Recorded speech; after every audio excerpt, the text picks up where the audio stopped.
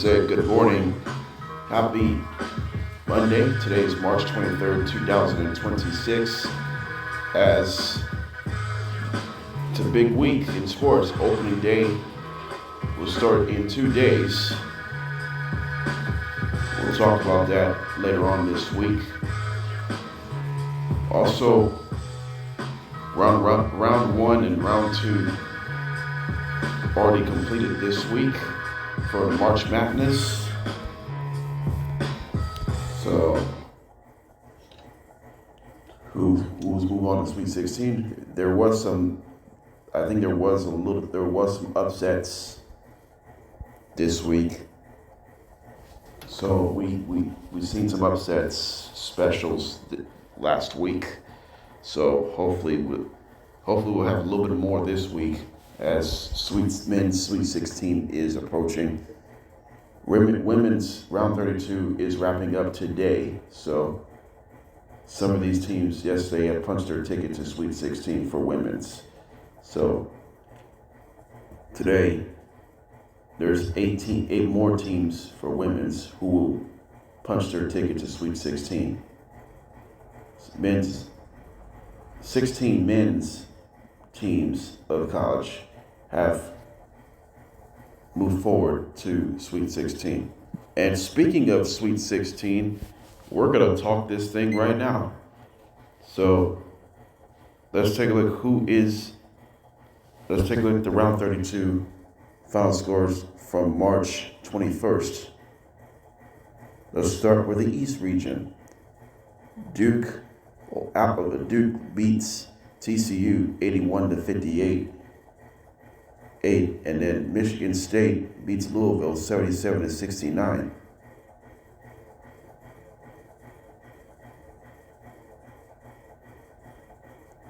And then on the West region, on the 21st of March, Arkansas beats High Point 94-88. And then Texas stuns Gonzaga 74-68. And then on March 21st,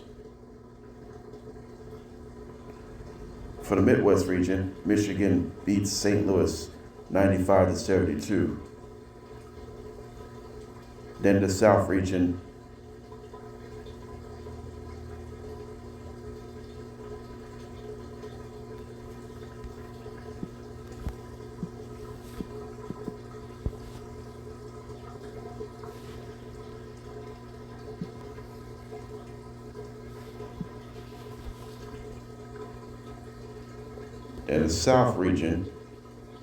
we had Nebraska beat Vanderbilt 74-72.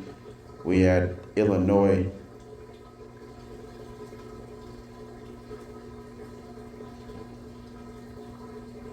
beating Virginia 36-55. We have Houston beat Texas A&M 88-57.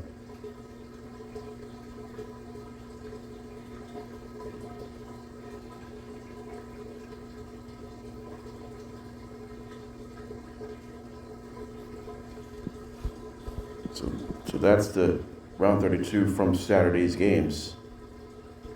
Round 32 from yesterday's games that took in place.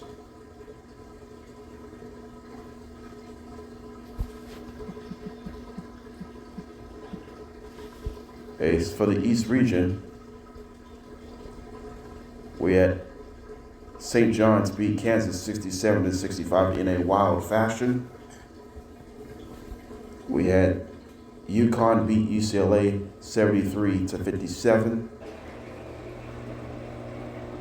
We had, for the West region yesterday, on the 22nd, we have Purdue beating Miami 79-69. We have Arizona beating Utah State 78-66. For the Midwest region, 3 games played yesterday. Iowa State beats Kentucky 82-63. Alabama beats Texas Tech 90-65. We have Virginia defeating Tennessee Actually, no, we have Tennessee defeating Virginia 79-72. For the South region on the 22nd, Iowa stuns the defending national champions Florida Gators 73-72. We'll talk about that a little bit later. That's the South region. So what games was more entertaining yesterday? So yesterday, the Kansas St. John's game was pretty darn entertaining to me. I mean, we talk about the game of runs, and don't forget, St. John's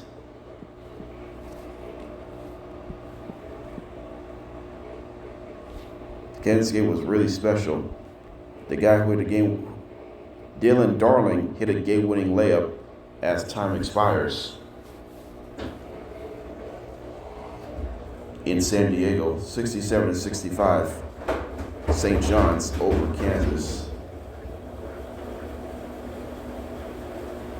It was a wild moment. St. John's deserved to go to Sweet 16. I think St. John's has a Red Storm has a. I think this St. John's team, they played great brand of defense. The defense was spectacular most of the game. Neither team shot good percentages as far as shooting, field goal shooting. But the St. John's defense was impressive. They forced 16 Kansas Jayhawks turnovers. And the reason why Jayhawks failed to punch their ticket to Sweet 16 is their turnovers and key free throws, missing key free throws. Despite the fact Kansas was down as many as 14 points in the second half, they came back. They had a chance to win a game, but they surrendered a game winner from Darling by the St. John's. I mean, Kansas just don't have any answers. Like I said, the Kansas Jayhawks have been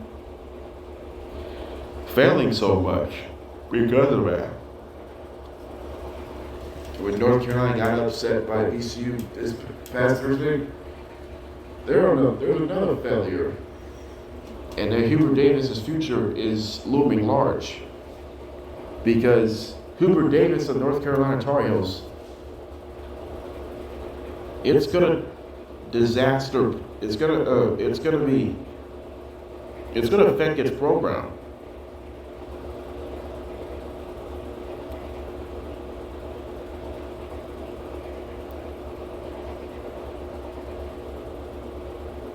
It is really hard. It's really hard to watch. We already know that.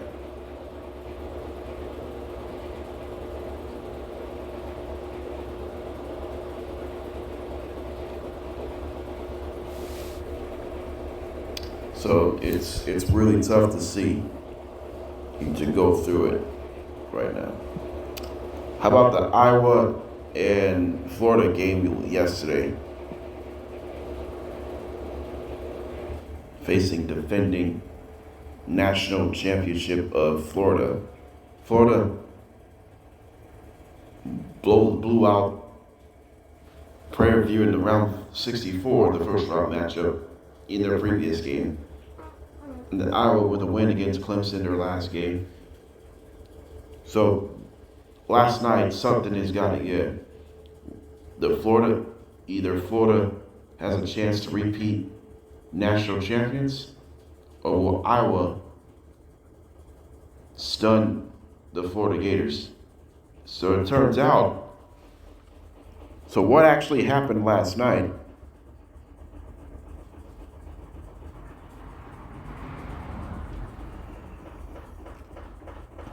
Alvaro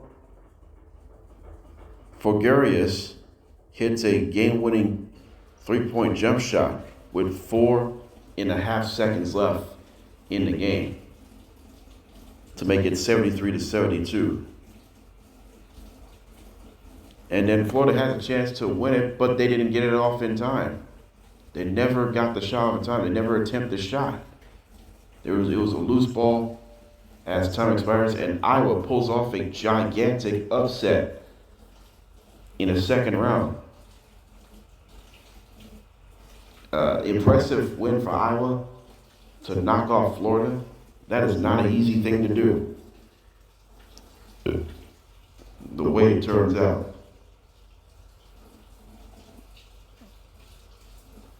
But I do like the fact that this team has put everything together that you're really asking for it.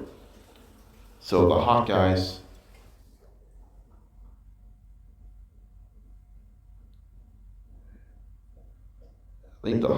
has a pretty good chance to make this the deep March Madness run. We'll talk about that a little bit later as it develops in this one here. So we have all of that. What else was more entertaining in the last couple of days? Nebraska and Vanderbilt on the 21st of March. It was entertaining. Nebraska hit a game-winning layup with 2 seconds left to play. And then a Vanderbilt player tried to hit a game-winning deep point. It went in and out of the deep three-point shot as time expires. Nebraska holds their breath for their second consecutive March Madness win. They have none before they won their first one in their program history. Now Nebraska's won 2 tournament games. Will Nebraska surprise anyone get to the Elite Eight and likely get to the Final Four? Look out for the Cornhuskers. Nebraska is a pretty good team to watch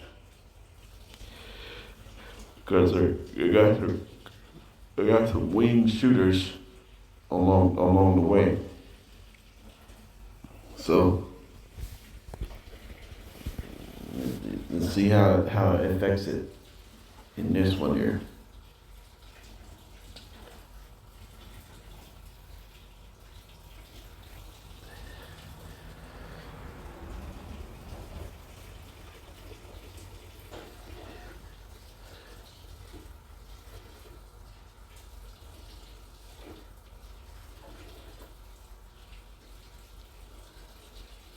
So, and that's that here. Which one? Any other entertainment finishes? About Texas and Gonzaga. Texas shocks number on the West region. Texas, number 11, Texas shocks number 3 Gonzaga, 74-60. How about Texas? They're coming in as a first 4 team, end up beating NC State in the first 4. In the first round, they shocked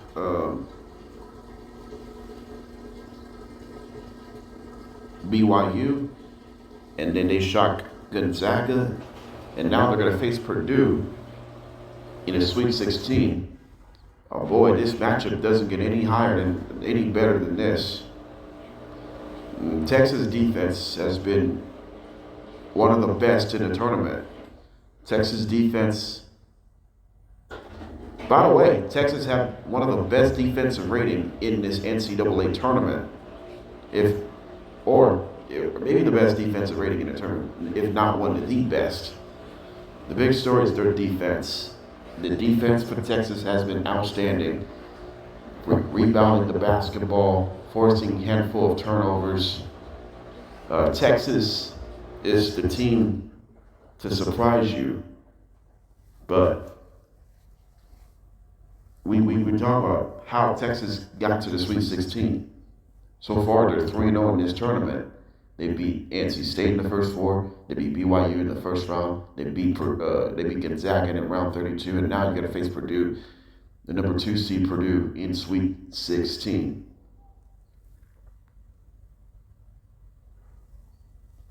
This is incredible.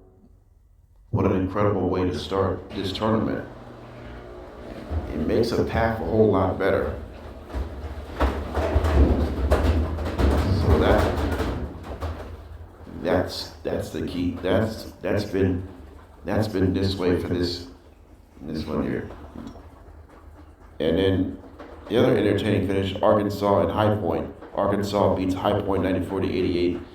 High Point came this close to make a deep Cinderella run, but this is an impressive season for High Point by any means. The offense finished finished the best season in their program history. So what a complete turnaround for High Point. They upset Wisconsin in their first round matchup. They almost upset Arkansas in the West region. They would have sent them to the Sweet 16. That would have been a cool moment for High Point. So hopefully that will change down a little bit, if that's not the case. In this one here. So Arkansas headed to Sweet 16. We know that offense is going to be great. Arkansas's offense is great. We all know that. Can the defense get better going to the Sweet 16? All right, so now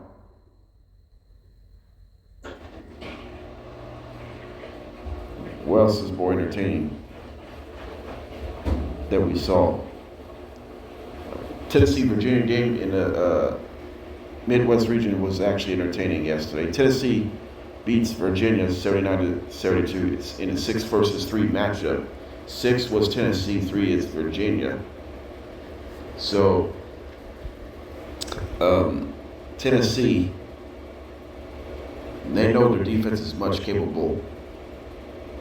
Can Tennessee make enough shots? That's the question, and we've seen that so far in this tournament. Tennessee is making enough shots in the tournament. It's just like the game yesterday. You got to make big shots. What matters the most. And that's what really happens right now. You've got to make enough shots when it's necessary. There's a potential hope and optimism. It's all things really considered. And that's that.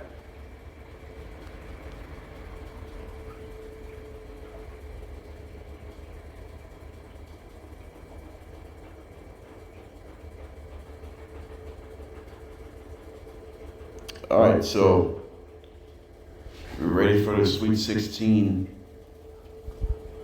reveal. Let's do this. We're gonna start this in order. We'll go from March 26th through the 27th. So here we go.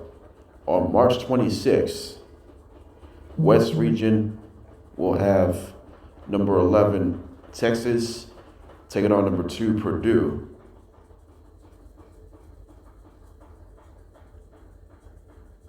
And then you got the South region between number 9 Iowa taking on number 4 Nebraska.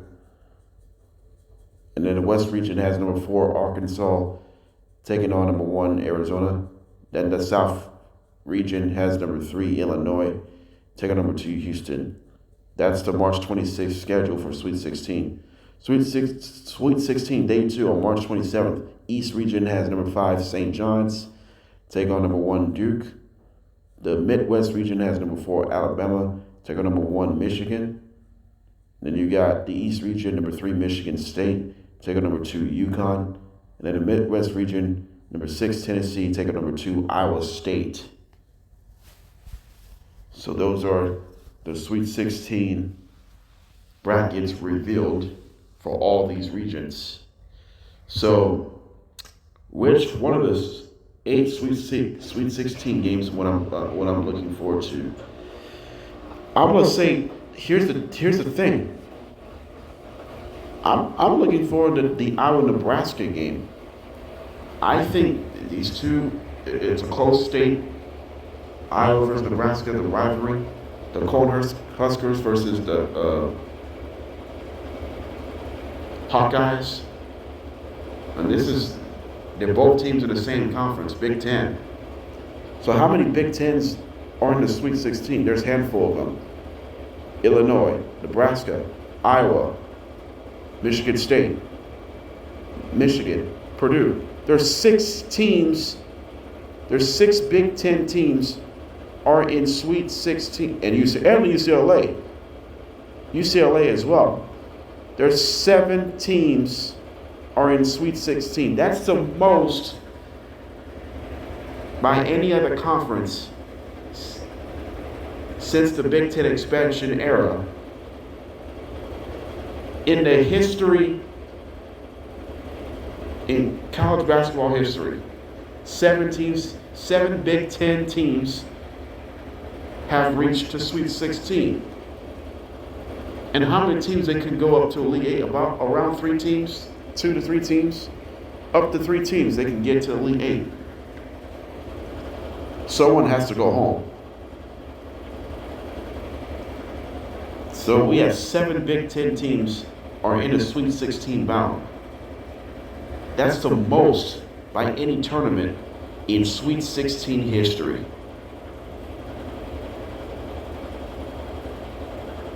Seven teams are in the Sweet 16. UCLA, Nebraska, Iowa, Michigan, Michigan State, Purdue, Illinois,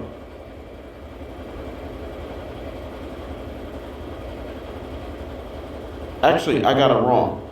I got it all wrong. It's not 7 teams. It's 6 teams are in the Sweet 16. UCLA lost to UConn. My bad.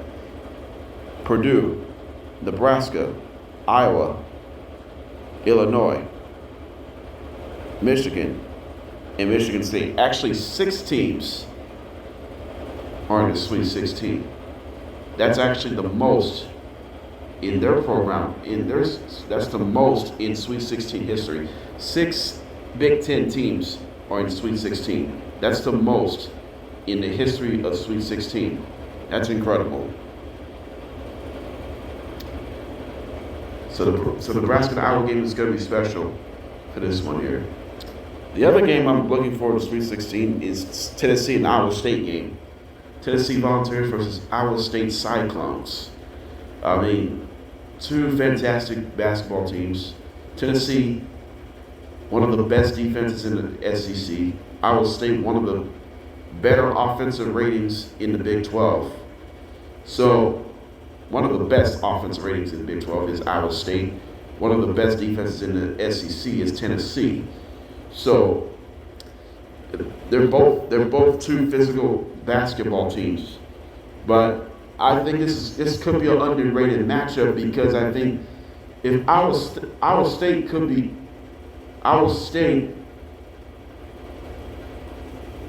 if they want to beat experienced Tennessee, Tennessee's got experience.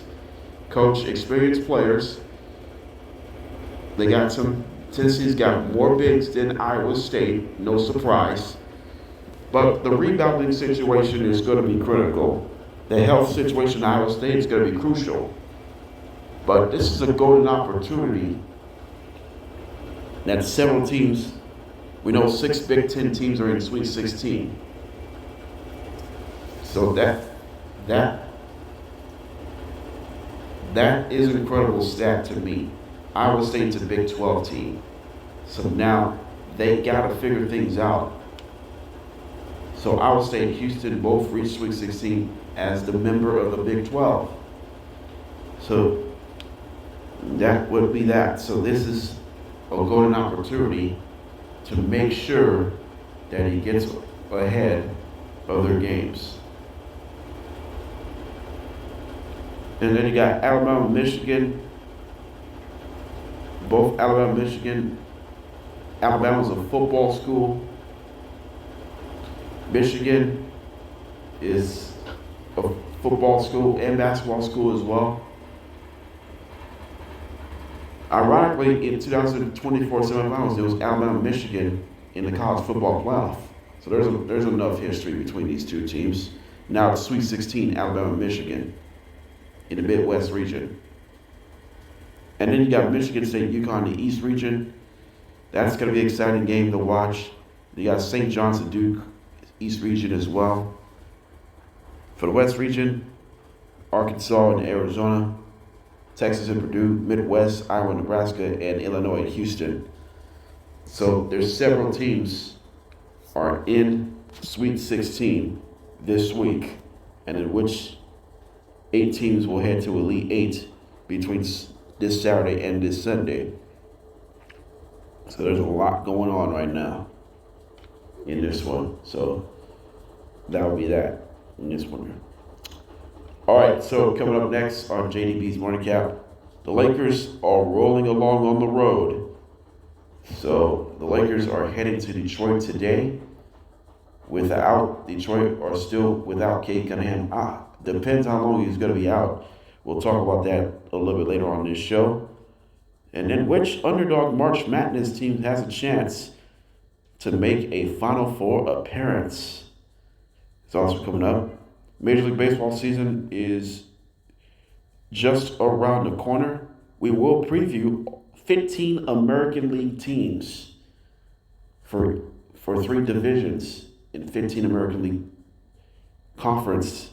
We'll talk American League Conference season preview.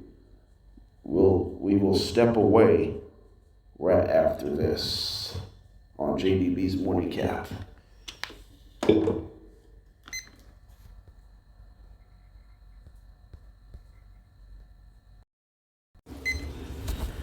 All right, welcome back to JDB's Morning Cap. The Los Angeles Lakers are rolling along so far. So the march for the Lakers continues to be special.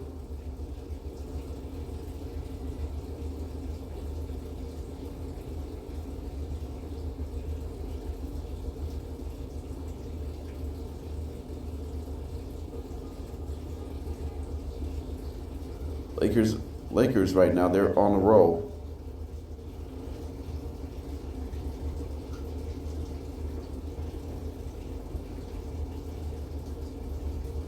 They're on a 9-game winning streak. So they're trying to extend this streak to 10 games. They're facing the best team in the East, the Detroit Pistons. Pistons be without Cade Cunningham due to a collapsed lung. We'll talk about that in just a minute.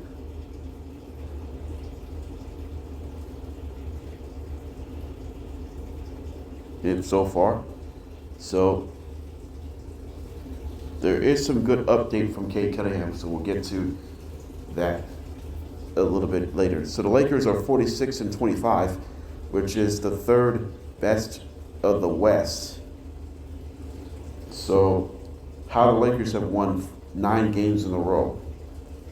The reason why they won 9 straight games, it's been clutch situations. The Lakers are the best clutch team in basketball. They've been doing this all season long. You know how opportunistic this Lakers team is. I mean, the Lakers team, this Lakers team has showing a lot of good things. When the game gets close, they make big plays on both ends of the floor. That's going to impact themselves to the playoffs. Can the Lakers come through in critical spots in the playoffs? Last year, they didn't do that. That's the reason why they got bounced out of the first round. They didn't do that.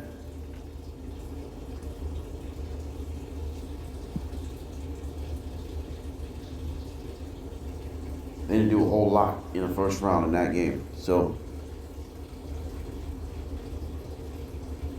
as much as they should, who has taken charge during this 9-game winning streak?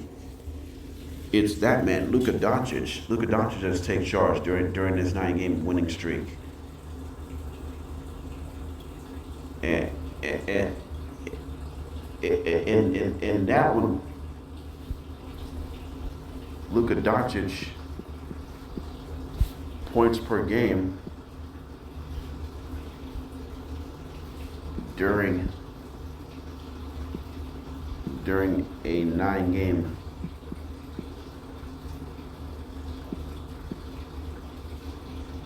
win streak. So how's that? He's averaged to 41 points a game, 40.9. He made history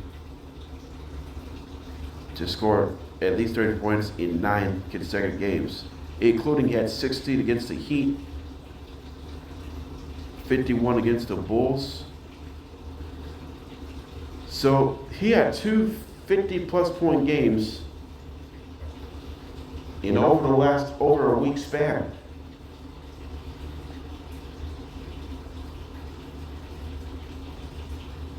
So Luka has continued. Luka Doncic has continued his scoring onslaught. He's continued to do that.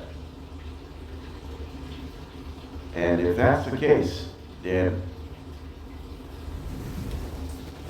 that will be that. So Luka, now he's not just a team leader. He's one of the tops in scoring in that category.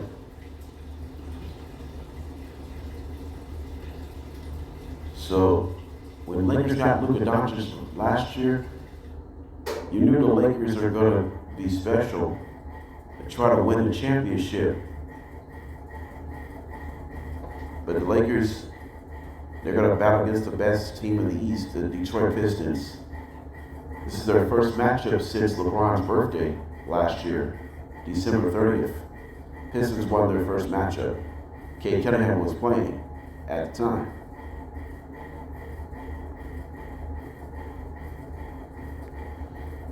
As tonight it's going to be different without Cade Cunningham. But there is some good update from Cade Cunningham. They expect to reevaluate him in 2 weeks. So there's your good update from Cade Cunningham. So he could return into the playoffs if he's clear in time. The main focus for Detroit, they already clinched their playoff berth. That's the good news. But the Pistons' job isn't done yet. Their job is to protect the number 1 seed in the Eastern Conference. And how they can do that without Cade Cunningham, they need other guys stepping up. The Pistons so far this year, they have a pretty good win percentage without Cade Cunningham. So they know what they're capable of. So if the trend continues here today, facing the Lakers, they have won 9 in a row overall. This is going to be a battle-tested game for the Pistons. And when he hits another clutch game tonight, I'm not sure if Pistons have enough firepower down the stretch of that game, tonight's game. So this is a deciding factor for Detroit to get to the East. So how far the Pistons could go, if Cunningham does return, probably Eastern Conference Finals. They're not in the finals bound yet. Pistons are not in the NBA finals bound yet. They just need up to 1 more year to do that. If Cade was healthy, if it wasn't for his collapsed lung, for Cade Cunningham, they would have gone to the finals. If they don't make the finals, if they don't make the Eastern Conference Finals, the 4-game losing streak late of the season this year may prove costly. Could prove the Pistons championship costly, if that's the case. So the rest of these guys say second round exit. It could happen. Donovan Mitchell has never made the conference finals for the Cavs. Joel Embiid for the 76ers, he has never made the conference finals. Jason Tatum and Jaylen Brown has made more conference finals appearances than Donovan Mitchell and Joel Embiid. They both have 0 conference finals appearances. Cade Cunningham, if he makes the conference finals, if he's playing, I'm happy for him. He's still out right now. If he comes back, and then if he begins the season in sitting out to start the playoffs, he could come back by the middle of the postseason, like in the semifinals, something like that. That's the best case scenario. So Lakers and Pistons, for the Lakers tonight and the Pistons tonight, expect to be special. No cake in hand for the Pistons tonight. Luka is playing tonight. Initially, Luka was supposed to be out today for a potential one-game suspension. Originally he picked up his 16th technical last Saturday, but upon review, it has been determined that Luka Doncic, the technical foul was lifted. So they reduced back to 15 technicals. So if Luka still have one more technical for potential automatic one-game suspension. So Lakers and Pistons, I think Lakers win tonight. I think they get I think its win streak will extend it to 10-game winning streak. They'll beat the Pistons today. That's for sure. All right, let's move on. Coming up next, which underdog teams will have a better chance to make a Final Four appearance? I'm going to choose up to 2 teams. And then also coming up, we'll preview the American League Conference for 15 teams. We will step away in 3 minutes. We'll be right back, y'all. All right, so we had several teams who were making the Sweet 16. For the men's, Texas, number 11, pull off the upset against number 3 Gonzaga in round 32 last Saturday. And yesterday, number 9 Iowa in the Midwest region, in the South region, stuns the defending national champions of Florida Gators, number 1 of the South region, thanks to a game-winning 3-point shot for Iowa to make it 73-72. So that's going to be the case right now here. So which team has a better chance? Which underdog team will have a better chance to make a Final Four appearance? Iowa or Texas? Which one I preferred better? Well, this is a close call, but I'm gonna go with Iowa, and here's why Iowa can make it to the Final Four. How Iowa can make it to the Final Four? They need to beat Nebraska. That's the first step. The second step, it can be either Illinois or Houston. If it's Houston and Iowa, if Iowa beats Houston, oh boy, this has got to be the biggest win in their program's Elite Eight history for Iowa. If they can pull off these 2 wins in Sweet 16 Elite Eight, this is a big week. I think Iowa has a better chance to make a Final Four because they got size, they got defense. The physicality has been great for Iowa, and it's just because you put yourself in a very good position to put something to go at it. But there's a lot of things you can take care of. That's what's going to happen. You got to put yourself in a really better position when Iowa can get to the Final Four. Texas, as for Texas, they put themselves in a position. We all know that, but it's not a problem. Because of that, it's gonna be a difference maker. Let's just say this: if your team shows up and shows out, then you're gonna have it.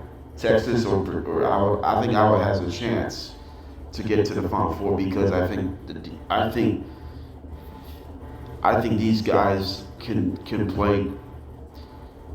They can play like cleaners. This Iowa team is gonna be. This team will be cleaners. to watch. So you have to represent yourself. If that's the case, you had no one, you had nobody else expecting it. There's nothing worse than losing yourself and you handle your own end. But as for Texas, I mean, if they prefer Texas is have a better chance to make the Final Four. I mean, well, the only Cinderella team is Texas, and then Iowa's part of that too. But we talk about Texas and Iowa, but Texas is the team that has a better chance to get into the Final Four. Most people say Texas has a better chance, and I said Iowa has a chance to make a Final Four. We've seen several teams in which underdog team has a better shot to get to the Final Four. It doesn't mean your team is headed to the national championship, but you got to make at least the Final Four. If you make it to the national championship, that's pretty good accomplishment. There could be some carryover for next year if you don't win a championship. But the Duke is favored to win it all. So Duke has not won a national title since 2014-15 season. So it's been over 10 years since they won a national title. So if that's the case, then it's a little different story.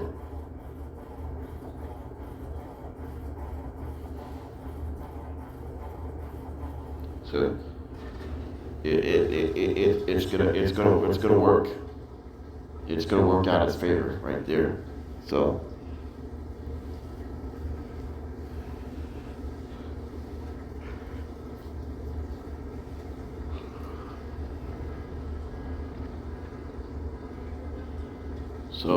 that will be that.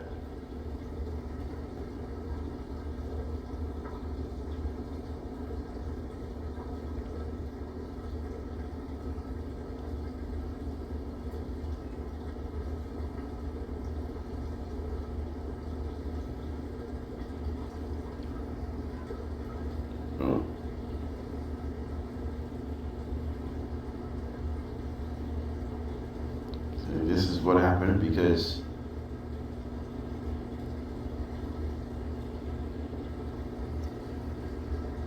of this one. Then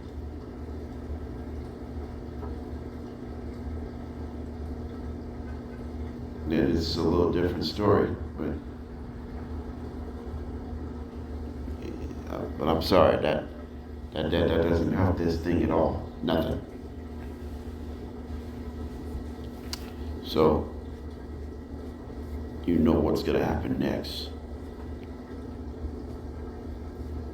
and you really want to make sure with it in this one. All right, let's move on. Coming next, we will preview the American League Conference season preview. We'll look for 15 teams in the American League. We'll be right back, y'all. We'll be right back. All right, so the baseball season is just around the corner. So we're going to start off with the American League Conference in-season review. So what record they went last year, how many teams were in the playoffs, how many American League teams were in the postseason last year. So we'll find out who will be making it this year for the American League squad in 2026. Let's start with the American League East. What happened last year? So let's start from worst to first. The American League East division first. For the American League East, number 5, the Baltimore Orioles. They finished the season 75-87. Despite the disastrous start, but there was some hope and optimism in the final months of the season.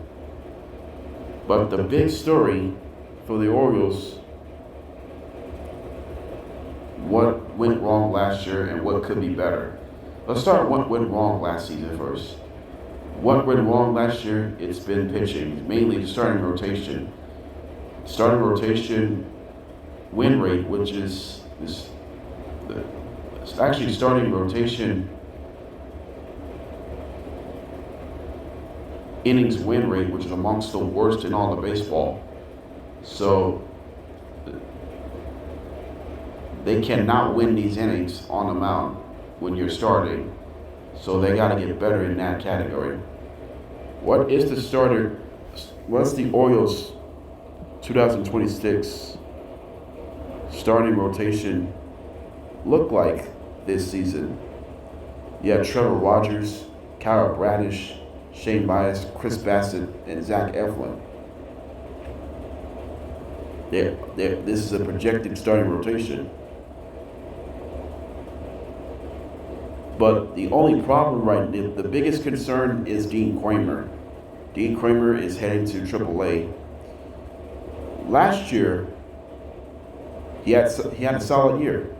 He led the team in wins and innings pitched, but so far, he's optioned to AAA, so expect to focus on more mechanics. The guy who's going to be an all-star for the Orioles this year to be part of the rotation is Trevor Rogers. He could be a key spark for this Orioles starting pitching. Zach Eflin is an experienced pitcher as well, so they got some experience starting rotation, like Eflin and Bassett are expect to prove to be the difference makers. So, but the big story is their potential three four-handed monsters.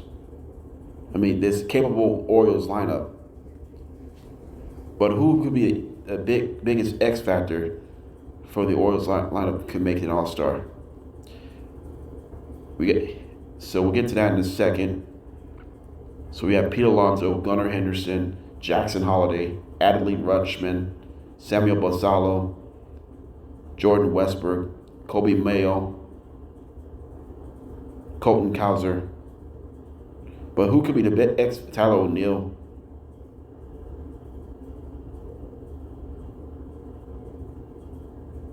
But who could be the biggest X factor for this Orioles lineup?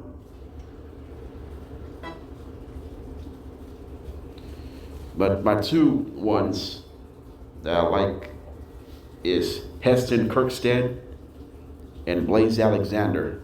They're both going to be X factors in this lineup who can be really special for the Baltimore Orioles. So it's going to be interesting to see. I think the Orioles team expect to be better as a whole, but they're not going to get a huge amount of wins though. The biggest question mark is their pitching staff. His starting rotation is healthy enough to get back to the playoffs. The Orioles got their new manager, so they just don't have enough firepower to get back to the postseason. There's no way they can do that. But they're better. They're not going to be last place in the American League East. But I think Orioles, they can do something special this season. Number 4 is the Tampa Bay Rays. They finished 77 and 85. A bunch of players lost for the Rays from last season. Now the Rays are just relying on young talents. The only guys like Junior Caminero, he had a solid season. Chandler Simpson, Jonathan Aranda.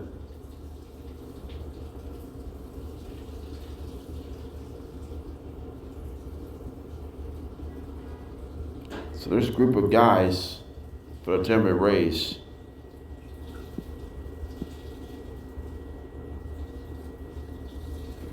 who can really step in these roles. But the Rays pitching staff is still going to be good. If Shane McClanahan is healthy enough, then this rotation will be rock solid. Starting rotation is still going to be good, and the bullpen is going to be good. I think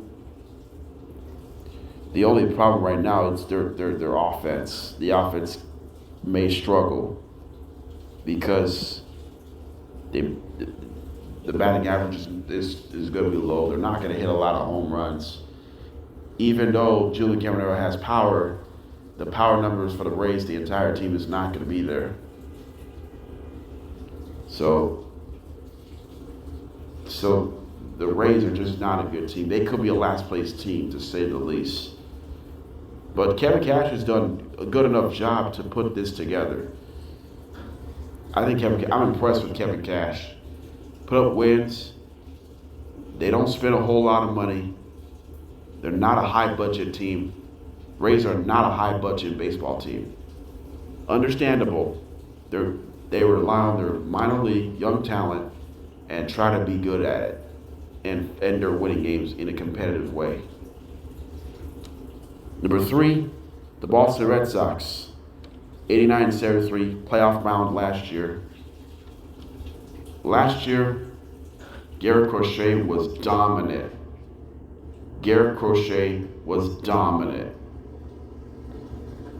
Last year. And there's no surprise about it. Garrett Crochet is one of the most dominant pitchers in the American League. He's not better than Tariq Skubal, no way. But he's good. He's really good. In fact, the Red Sox starting rotation expect to be one of the best in baseball. Starting rotation expect to be one of the best in baseball.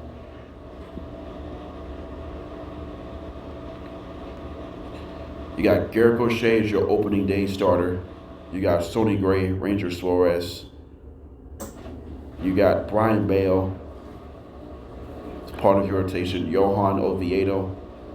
This is a very good, or Cutter Crawford. They can fight for spots. The starting pitching expect to be the best in baseball. And are they going to win games even the rotation has been great? Maybe not, although the power numbers for the Red Sox is going to be a question mark. The second base, the infield positions are a question mark. Roman Anthony is going to be special for them. Christian Campbell signed a huge extension, but he's going to start the season in AAA. That's a huge, that's disappointing. The Red Sox, I just don't trust them right now. If they miss the playoffs, that's a huge miss. Alex Cora is your manager. Starting rotation is going to be great. Bullpen is going to be okay. The bullpen, they're going to have an okay bullpen. The offense may not be great. The defense is still in question. Can the defense play clean baseball? Over the years, the Red Sox defense is amongst one of the worst in baseball. Last year, they led the league in errors for the second year in a row. Red Sox, they may have a winning record, but I don't know about the postseason. They made it last year for the first time in 4 years, and then this year, I don't think they're a postseason bound. The Red Sox rotation is good enough to win games, but they don't have enough firepower to make the postseason. Number 2 is the New York Yankees. Yankees finished the regular season 94-68. Failed to win the American League East. Failed to get out of the ALDS round. They lost in 4 games to the Blue Jays in the American League Divisional Series. Aaron Judge is now a 3-time American League MVP. He has 4 50-plus home run seasons, and 2 of those were 60 home run seasons. And all 4 awards have won. He won the American League Rookie of the Year in 2017, and now he's a 3-time American League MVP. So, including last year, he won back-to-back. So what the Yankees have gone through its mind about it, we talk about their offense, the Yankees' offense. Aaron Boone, their offense. Aaron Judge, Paul Goldschmidt,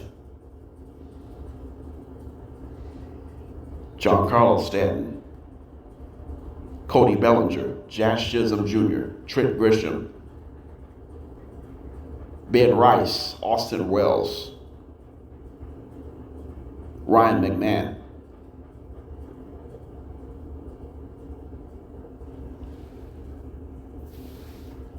And this is a situation you can go with it.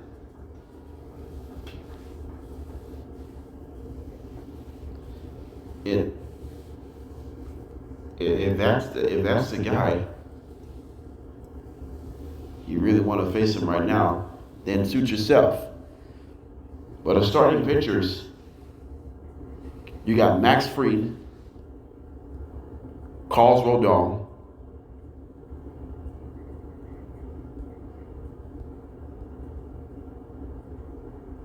as your part of your rotation. But they need to get Garrett Cole back. That's the key. They got to get Garrett Cole back. That's going to be the key. Can they win division if Garrett Cole gets healthy? Yeah, they should. Another high expectations for the New York Yankees. That's the key. Next one, number 1 is Toronto Blue Jays, won the American League East. Defending American League champions, 94-68. They came up short in the World Series last year. They were up 3-2 in the World Series. I think the Blue Jays are going to take a little bit of step back this year. Trey Savage is going to start the season on the injury list. Kevin Gausman is the opening day starter. But the Blue Jays, in the first few weeks of the season, I think they're going to get off to a good start. They got some easy. And then in the rest of the month stretches, they're going to have some tough stretches. But Vladimir Guerrero expect to be the most dominant player, not just the Blue Jays team, the entire American League. He's got a chance to win the American League MVP this year. So, if the Blue Jays want to go back to the World Series this year, it's got to be that man, Vladimir Guerrero Jr.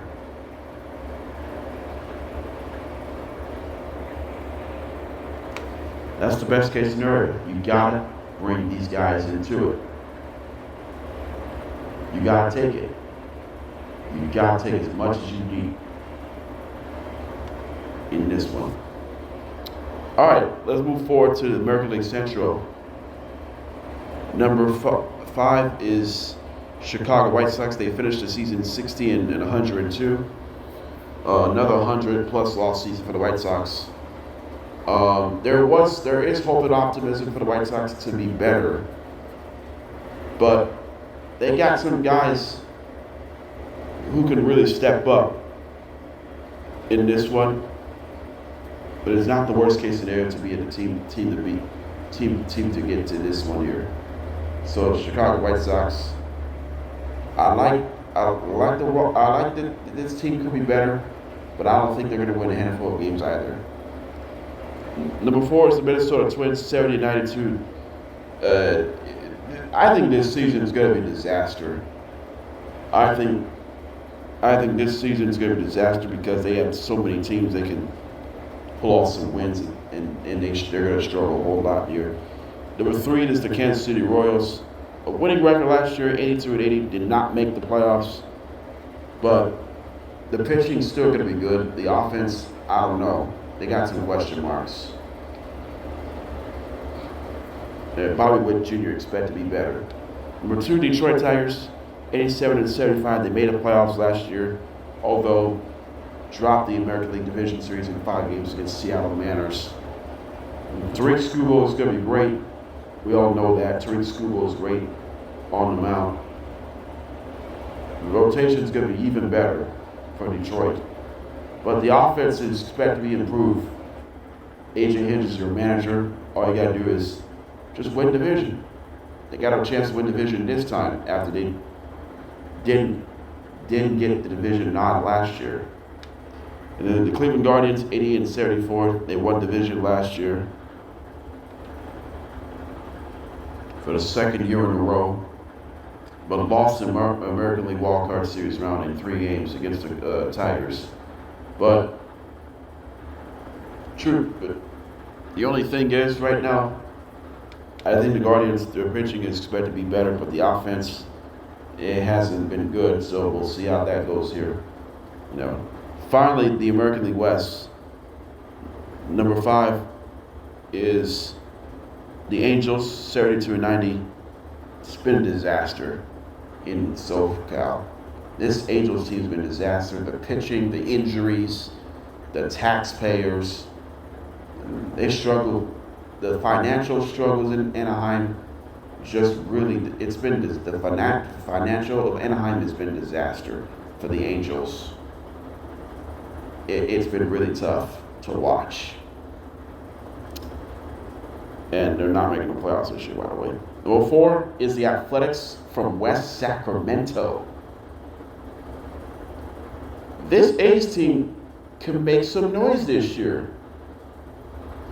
Nick Kurtz led the team in home runs. He won the American League Rookie of the Year next to Jacob Wilson. And look at this lineup in general. Not just Nick Kurtz and Jacob Wilson. You have Brent Rooker. You have Lawrence Butler. You have Shea Legionnaires. You got Max Muncy. You expect to be better. And then you got someone who can really step up, Jeff McNeil. And then you got Denzel Clark, defensive magic. The starting rotation, you got Aaron Savali, Luis Severino, Jeffrey Springs, Luis Morales. And then I think the starting rotation is going to be a little bit better this year. The bullpen is a major question mark. Who's going to close? But I think the A's will make the playoffs another year. Or they can head it to Las Vegas and get to the playoffs in their inaugural season. It doesn't start until 2028, by the way. Number 3 is the Texas Rangers, 500 season, 81-81. They're mid. Pitching's been great. Offense not that. Offense has been terrible. This year, they expect to compete for the American League West Division. They expect to, I will say they expect to win division, but the managers they have more experience, these guys right now. But the Rangers, their pitching is going to be rock solid, even though this is hitters-friendly ballpark for the Rangers. Number 2 is the Houston Astros. They finished 87-75. First missed postseason in the full season since 2016.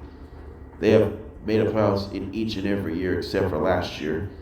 Disappointing late season collapse for the Astros. The offense struggled. Pitching fell apart down the stretch. Just no brainer right now. And finally, the Seattle Mariners, number 1, 90-72. They won division. Came up short in the American League Championship Series there, despite being up 3-2. I think they have a chance to win division. I think pitching is going to be great. Julio Rodriguez expected to break out in 2026. I think Mariners will win division in 2026 season. That will be the case right now. That's your American League in-season review. We'll move on to the other league tomorrow. Speaking of which, let's close it out here. As tomorrow, what's coming up on JDB's Morning Cap, we'll preview the National League in-season review. We'll begin that one here, and then we'll recap the Lakers and the Pistons from tonight's game. And then we'll also, the Seahawks wide receiver is getting paid. We'll talk about that tomorrow as well. So as it develops, so if we continue this trend, then there's not much of a profit at all in this one here. So we should be excited about this one here. All right, we're good. All right, that's it. Here, this is JDB's Morning Cap. We'll see you tomorrow, and have a good day.